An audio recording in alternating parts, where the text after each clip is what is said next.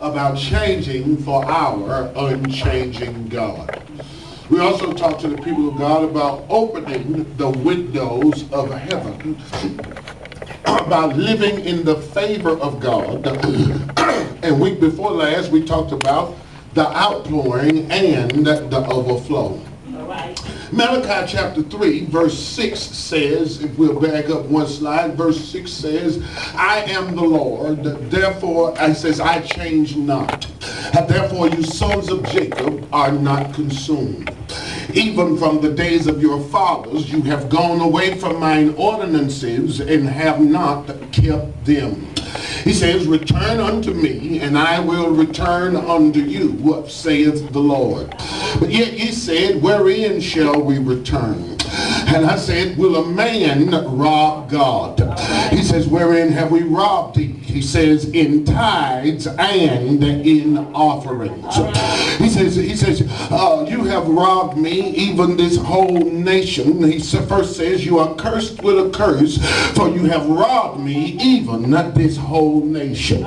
He gives them the solution to their sickness in verse 10. He says, bring ye all the tithe into the storehouse, that there may be meat in mine house, and prove me now herewith, saith the Lord of hosts, if I will not open you the windows of heaven and pour you out a blessing, that there shall not be room enough to receive it. He says in addition to that in verse 11, and I will rebuke the devourer for your sakes, and he shall not destroy the fruits of your ground, and neither shall your vine cast her fruit in the field before time, saith the Lord of hosts. And if that ain't good enough, and all nations shall call you blessed, for you shall be a delightsome land, saith the Lord. And you may be seated in the presence of our God. This morning I want to talk to you about being blessed beyond measure. Being blessed beyond measure.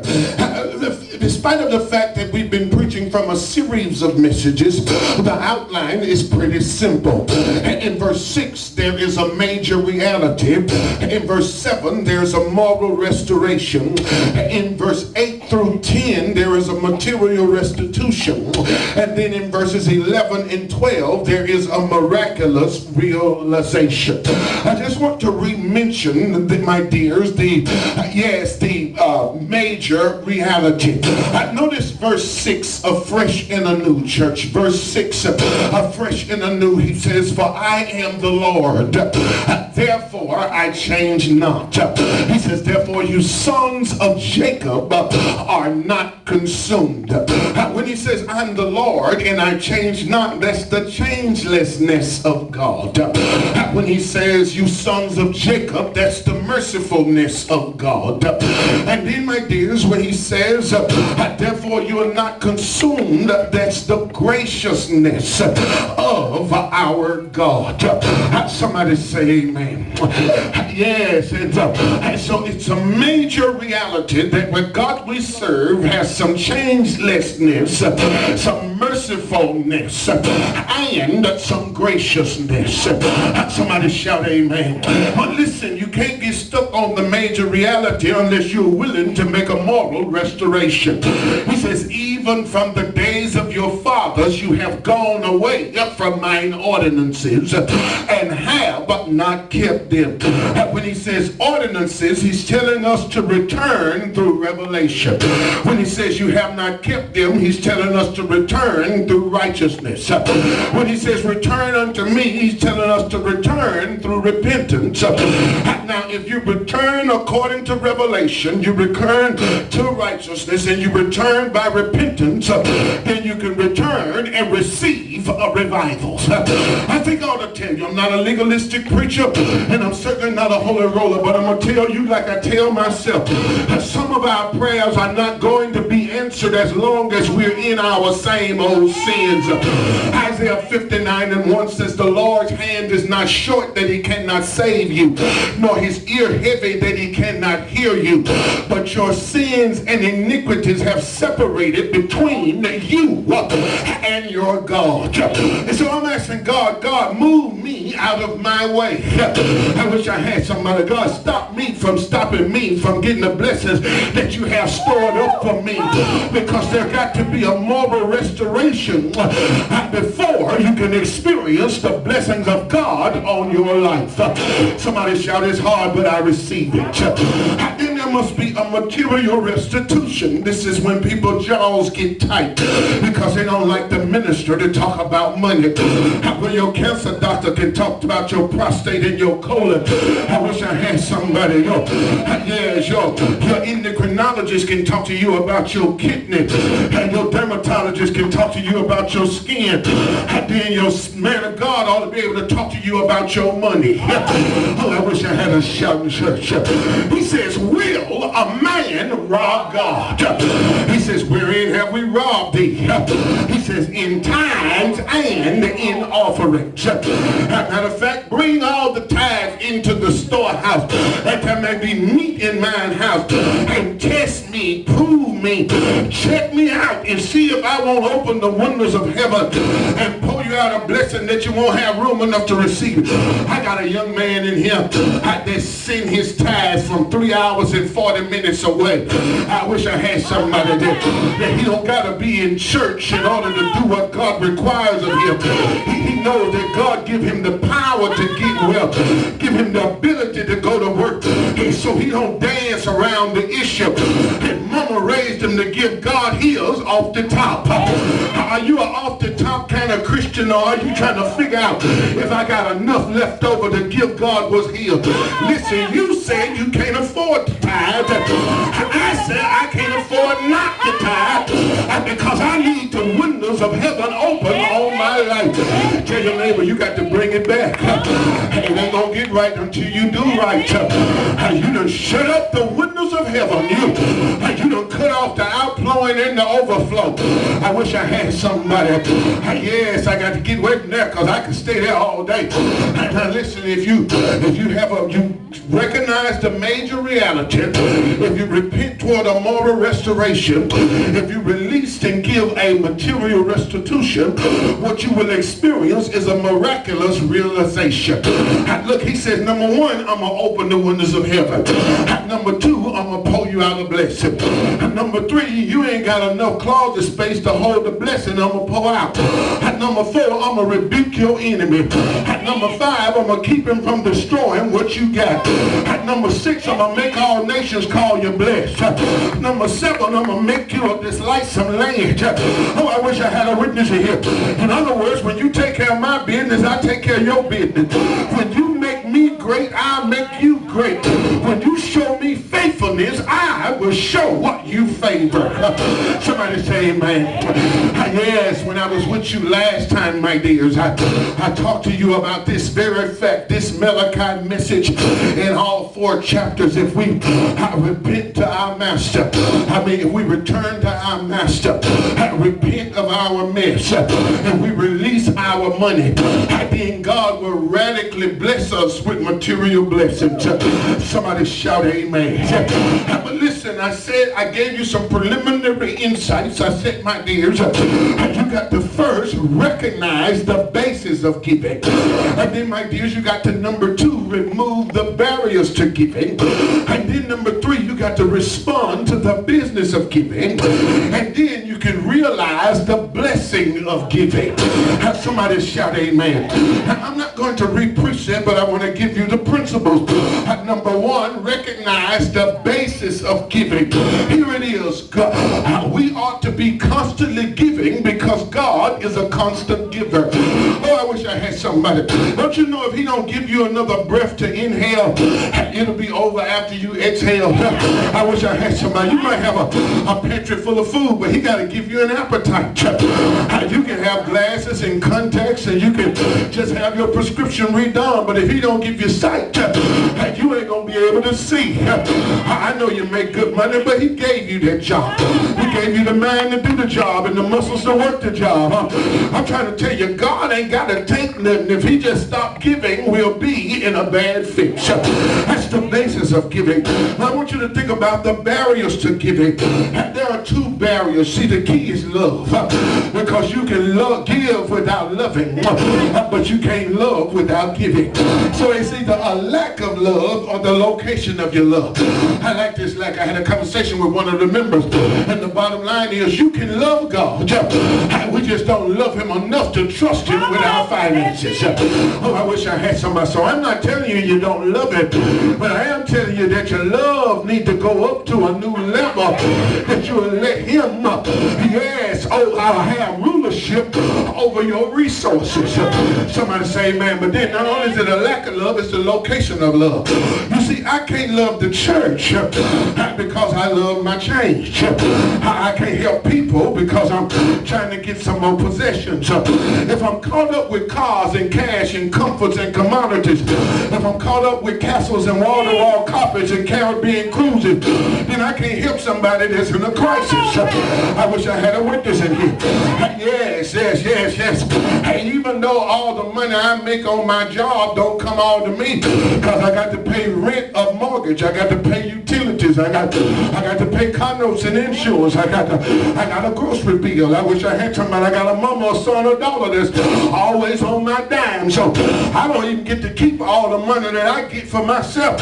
But somehow my mind telling me when I'm putting it in church, I'm giving it to the preacher. I wish I had somebody. It ain't a lack of love, it's the location of love. I wish I had somebody. That's how come somebody on the golf course on Sunday, somebody wiping off their whip on Sunday, somebody went to work and wasn't even scheduled on Sunday. That's because they got their love in, not the wrong location. I wish I could push this. And so you got to recognize the basics, you got to remove the barriers, but then you have to respond to the business of giving. And so in this verse, in chapter 3, verse 10, he said, bring, that's the practice. All the tithe, that's the proportion. Into the storehouse, that's the place. That there may be meat in my house, that's the purpose. Improve me now herewith, that's the proving. If I will not open you the windows of heaven, that's the promise. And pour you out a blessing, that's the prosperity. I wish I had somebody in here. You see, when you give in a Christ-centered church, you're giving to kingdom building business. And so God sends blessings to us so that he can channel blessings through us. Somebody say amen. And then you got to realize the blessing of giving. Oh God, ain't no better feeling than being able to help somebody that can't help themselves. When your dollar changed somebody's destiny, that's the greatest feeling that you can ever get. But here's the bottom line. God rewards your giving. Somebody says it's better to give than to receive, because giving keeps you receiving. Somebody say amen. I wish I had somebody. I like Doris Akers' word. We used to sing it in the Baptist church at offering time. It says, you can't beat God's giving, no matter how you try. For just as sure as you are living and the Lord is in heaven on high, the more you give, the more he gives to you. And then she said, but just keep on giving, because it's really true that you, hallelujah for the Lamb, you can't be God giving no matter how hard you try. Somebody say amen. And so my dears, as we cracked into this miraculous realization, we talked to you about living in the favor of God. And basically what this passage is saying is, he says that I'm going to do 4 things for you when you make me first in your finances. Number 1, I am going to reward your faith. Somebody shout reward. He said he's going to give you, I taught in the lesson, he's going to give you the reward of supply, the reward of satisfaction, the reward of success, and then the reward of surplus. But not only am I going to reward your faith, I'm going to rebuke your foes. I need this. I need this. I don't know how come, but the world is filled with haters. And not only haters, but hurters. And not only hurters, but harmers. And not only harmers, but hinderers. And somebody got your file on their desk trying to figure out how to make you fumble, fail, or get fired.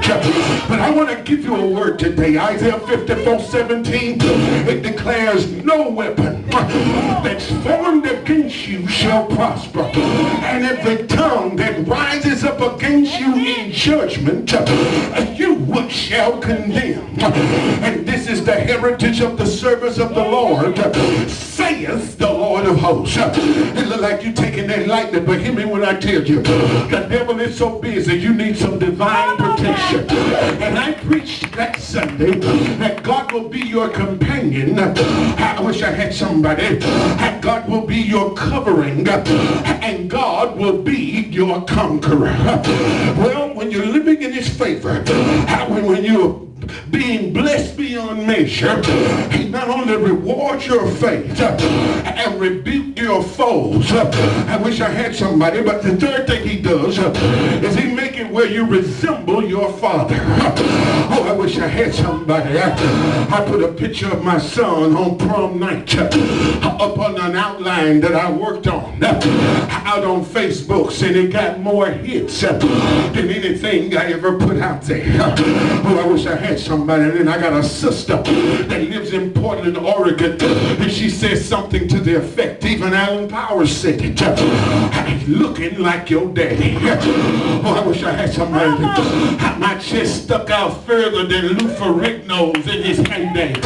I wish I had somebody. You could have bought me for a wooden nickel, because somebody from the outside said that my child looked like me. Oh God, I feel like preaching in here. And God gets hippopotamously happy.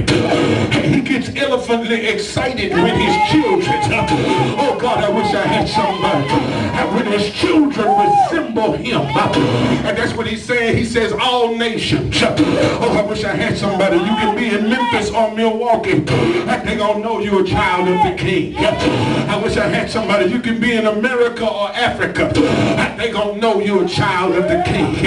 I wish I had somebody, work, school, or play, they gonna know you're a child of the King, because you're resembling your father. All nations, and they gonna call you big, bad, or better. They gonna call you blessed. They ain't gonna call you black or white, he or she. They gonna call you blessed. They gonna call you lower, upper, middle class. I wish I had a shout church. They gonna call you blessed. Oh, blessing number one, he's going to reward our faith. Number two, he's going to rebuke our foes. Number three, he's going to help us resemble our Father. But this is what I want to shout out of here on. He's going to renew our fruitfulness. Oh, I wish I had somebody. Some of us ain't done nothing for God in years. I wish I had somebody. I wish I could play with this. In other words, when was the last conversation you had with a stranger about heaven and hell?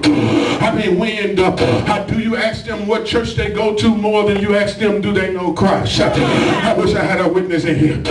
Do you assume that the deceased was saved, or did you go to the hospital and communicate the gospel to him? Some of us ain't done nothing for Christ. Our jobs is for our own self. Our money is our own money. As a matter of fact, some of us married our mate for what we can get out of our mate instead of what our mates can get out of us. I'm going to challenge you in here. I wish I had somebody. I'm saying, have you been fruitful in the service of our God? It's teaching time. I'm going to let you go, but I got to impart some truth. I want to talk to you about three kinds of fruitfulness. And so Malachi, along with Matthew, Mark, Luke, and John, and they speak about three kinds of fruitfulness. God wants spiritual fruitfulness before any kind of fruitfulness. If you give him spiritual fruitfulness, he will promise you vocational fruitfulness. Your vocational fruitfulness will lead to your material fruitfulness. Oh, I wish I could make it plain, Walker McClinton. You see, you can spend all your time working to make a living, and because you left God, you'll spend your living trying to save your life. I wish I had somebody. And the reason is that you didn't put God first. And you put your money before your master. And if you would have put your master before your money, he'll make sure your retirement will be more than your 401k. Oh, I wish I could talk to somebody in here. Somebody shout spiritual fruitfulness. Now let's have Bible study before we get out of here. Look like I have about 10 or 12 minutes before it's time for me to let you go. I want you to go to John chapter 15. And this week I want you to read it extensively because it talks to you about the abiding life, about the abundant life, and then about the abounding life. So let's break it off in chunks. Somebody shout abiding. Chapter 15 verse 1, Jesus says, I am the true vine, and my Father is the husbandman. At verse 2 he says, every branch in me that beareth not fruit, he taketh it away. And every branch that beareth fruit, he purges it, that it bring forth more fruit. In verse 3 he says, now you are clean through the word which I have spoken unto you. I can't pause there, but no word had no power, had no word, no purity, had no word, no progress. And then he says in verse 4, as the branch cannot bear fruit except it abide in the vine, no more can you except you abide in me. He says in verse 5, he reiterates it. He says in another way, I am the vine, and you are the branches. If you abide in me and I in you, you shall bring forth more fruit. Watch what he says, for without me, you can do nothing. Here's a hypothetical situation in verse 6. If a man abide not in me, he is as a branch that is withered, and men gather them and cast them into the fire, and they are burned. But on the flip side, in verse 7, if you abide in me, if my word abide in you, you can ask for what you will, and I wish I had a shout in church. It shall be done unto you.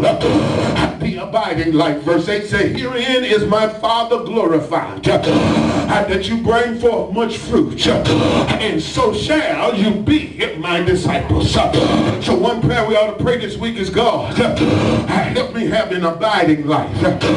Because when I abide, I move into abundance. At verse 9 he says, I have loved you as the Father hath loved me. Continue ye in my love. He says, if you keep my commandments, you shall continue in my love, even as I have kept the Father's commandments and abide in his love. I like verse 12. He says, these things, verse 11, have I spoken unto you. Number two things, that my joy might remain in you, and that your joy may be full. Full means fully full. It means overflowing because the container can't hold the content that has been poured in. I wish I had somebody. That's how come. When a saint got joy, you're going to catch a smile, but you'll never catch a smirk. Oh, I wish I had somebody. You hear him praising, but you won't hear him complaining. Because it's some on the inside working its way to the outside that helps them look on the upside no matter about the downside. Oh, I wish I had a witness in here. The abiding life, the abundant life, that you and I ought to want abounding life. Now some of you, I'm looking at you, some of you in your choice of childhood, in your tender teens, God help you, I'm praying for the ones in their twisted 20s. Some of you still in your thirsty 30s. But when you get in your forcible 40s, when you come around your feeble 50s, you come around your settled 60s and your seasoned 70s, I wish I had somebody. My auntie on her way to her aching 80s. Her nice 90s and humble 100s. When you get around there, you start thinking, Lord, do I got more time behind me than I got in front of me? I wish I had somebody. I got friends that died my age. I have friends that died younger. And I got friends that died not too far from from where I am. I feel the walls closing in on me. The clock ain't on my side. I need to make something out of my life. Son, you ain't gonna be real in here. Keep on living and see those these things run through your mind. John 15:16 said, you have not chosen me, but I have chosen you and ordained you that you should go and bring forth fruit. Not just any kind of fruit, but fruit that will remain. That's how come I have small groups with men. I want some teenagers, 16, 17, 20 something. So if and when I die, I've been made some disciples that still making disciples. Who gonna keep on making disciples. You got to see the masses through the man, and then equip the man to reach the masses unto the ends of the earth, until the end of time. Oh, I wish I had a witness in here. Yes, I wish I had time, but Galatians 5:22 tell us about the life of Christ, because he says the fruit of the Spirit. And then he tell us about the love of Christ, because he said they are love, joy, peace, gentleness, goodness, faith, have meekness and temperance. And then he tell us about the liberty of Christ, because he says against such there is no law. You know, I hate to be cocky or arrogant, but as long as I'm right in the eyes of God, I don't care about what church folk think about me. I mean, out with your tradition, in with God's truth, out with your religiosity, in with God's rulership. Just because you do it one way and I don't do it your way, don't make me wrong because I'm not like you. I wish I had a witness in here. I'm liberated from what Negroes think. If I'm bearing the fruit of the Spirit, that's all that matters to our God. Oh, I wish I could talk to you. In Ephesians 5:8, he says you have been delivered from the darkness. Walk as children of the light. He said, for the fruit of the Spirit is in all righteousness, goodness, and truth, proving what is pleasing to God. And so my dears, he says, number one, you ought to be pursuing God. Walk in the light. You ought to be portraying God. Righteousness, goodness, and truth. And then you ought to be pleasing God. Proving what is acceptable unto God.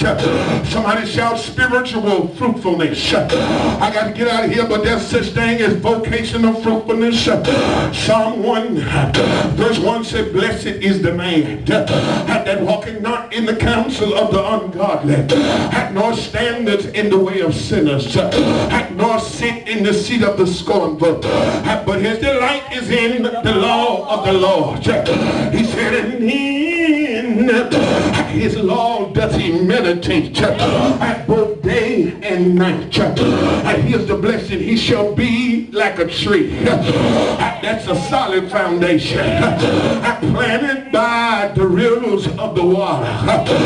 That's a source of fulfillment. He said, who bring forth his fruit in his season. That's a season of fruitfulness. Whose leaf also shall not wither.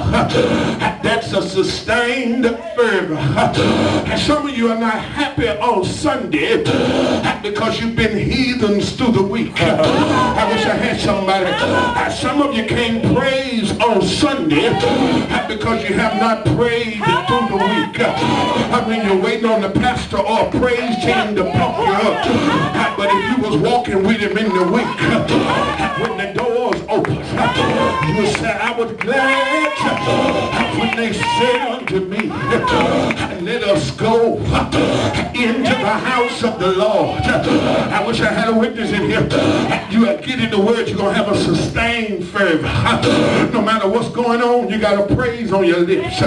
You got a shout in your heart. I wish I had somebody, you got some hope in your spirit. But not only a solid foundation, a season of fruitfulness, a source of fulfillment, and a sustained fervor, but you can have a sovereign favor. I like this, Uncle Ernest. He said, whatsoever he do, do it shall prosper.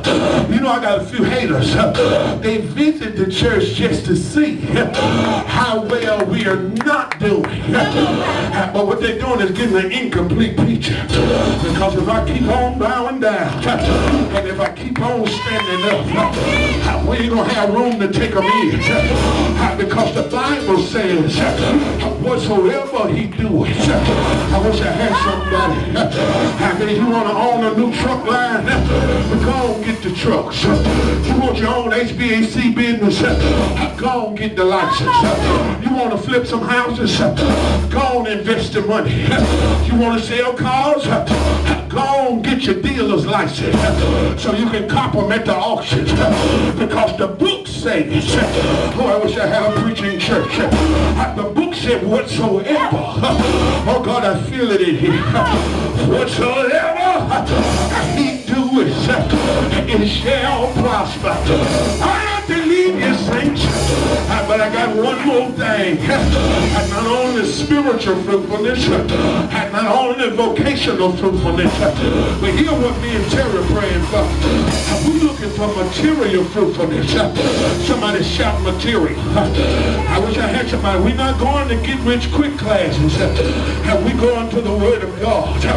Because Joshua 1:7 says, only be thou strong and courageous to observe to do according to all my servant Moses commanded you. He said, turn not from it to the right hand nor to the left, and thou shalt prosper whithersoever you go.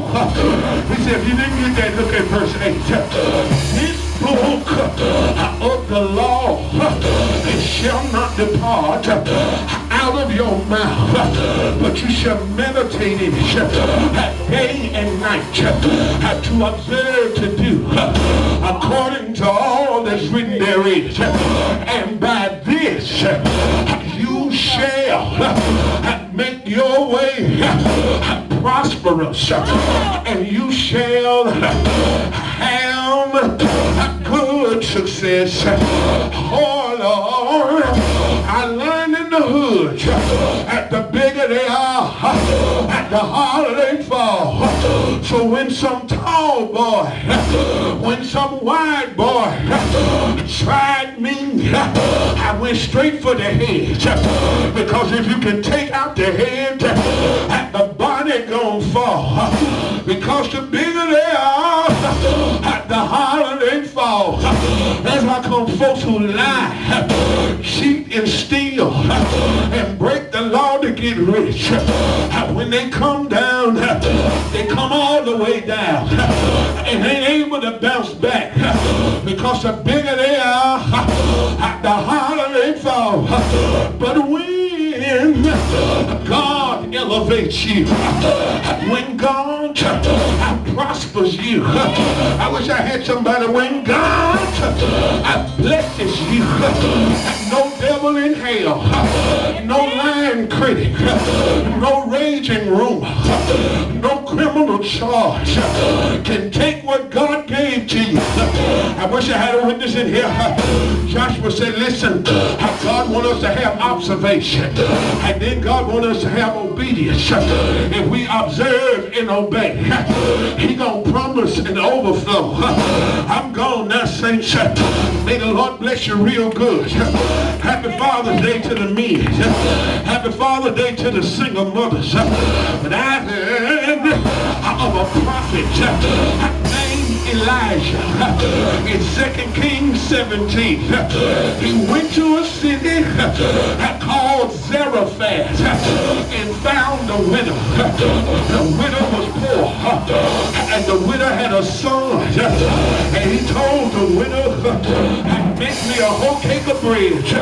The woman said, I got enough meal to make one hot water cornbread sandwich, and me and my son gonna eat it, and then we're gonna die. The prophet said, God told me to tell you, make me one first, and God will take care of you and your son. The woman did what the man of God said do. She was dreading it all the way. This preacher crazy. I'm already broke. He's telling me to give into the love offering. But I'm going to do it because he called God's name. And when she got to fixing his braids, she threw a sifter in a meal barrel and started walking off. But the sifter didn't hit the bottom of the barrel. She looked in the barrel and she had meal and flour constantly coming up. She said, oh Lord, when I took it off the top, God pushed it through the bottom. That's all I got to tell you. Do what you want to do. It's your money and you grown. But I come to tell you, when you give them heels off the top, I wish I had a witness in here. When you give them heels off the top, he'll push you some more up through the bottom. He's a giver. One time, he gave his hands to the nail, his feet to the rivets, his side to the spike, his head to the thorns. You know what he did? He died. Yes, sir. But he didn't stay dead.